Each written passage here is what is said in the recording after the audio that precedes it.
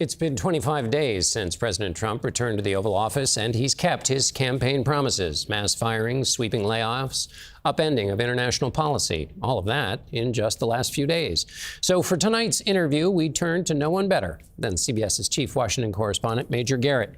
Major, happy Friday. First question is go back. I do this to you often. Go back to your news magazine days. Yes. You have to write the lead-all for what to say about the Trump administration. What do you say about it so far? Well, let's talk about the headline first, John. Then we can have a conversation about the body of the story. If I were back in my news magazine writing days, I would suggest a headline as follows for this week, thematically. Leverage Incorporated. That would speak not only to the business-like approach to the presidency Donald Trump campaigned on the first time, campaigned on the second time, and is instituting in his second time in the presidency. It also would speak to the outsized role of a corporate titan in America, a global corporate titan, Elon Musk, who has been given a mandate to pursue efficiency, but that efficiency is turning into eradication as he tries to, in his words, take federal agencies created by Congress, funded by Congress, out as if they are, in his words, weeds. So, Leverage Incorporated was the theme this week.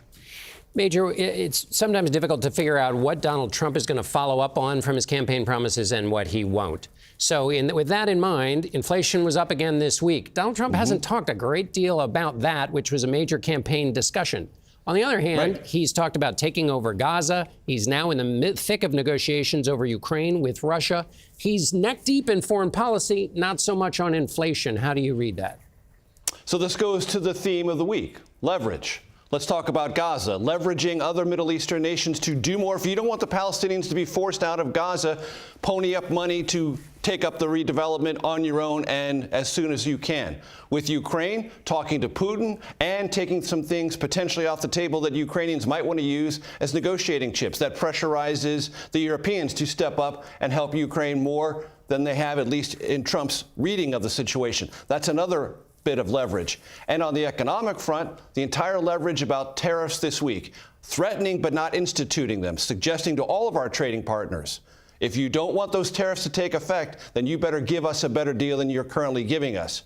All of that fits into this theme of the week, leverage. We don't know its limitations, and we don't know yet its success rate. Major, what do you make of the resignations at the Justice Department? That it is a serious matter for not just this particular instance. It also falls under the category of leverage. The Justice Department is taking the mayor of New York City, pulling away a potential prosecution, possibly in exchange, if the rhetoric is to be believed and the things written down are to be believed, for more cooperation on immigration enforcement. That's not just a New York City story. That's a story that could flow through the entire Justice Department and to every federal prosecutor considering cases pending or whether to bring investigations in the first place. And it recharacterizes something that the Trump campaign used as a weapon successfully, weaponization of justice, and puts it in an entirely different light. In the last 30 seconds we have, Major, what do you make? I'm stuck on your idea of leverage. Two confirmations this week. Tulsi Gabbard, RFK Jr., the role of the Senate Republicans in those confirmations. They looked for a time to be possibly jeopardized. Then that jeopardy completely vanished. Why? Because of another form of leverage, not inside of Washington, not necessarily inside the White House, but the larger Trump-backing political ecosystem in this country. Senate Republicans who value that position in the Senate, want to keep their jobs, and don't want to face primaries, were not going to cross the president. Even though they had misgivings, some hesitation, they stood in line, at least for now. All right, let's print it. Major Garrett in Washington for us. Thanks a lot, Major.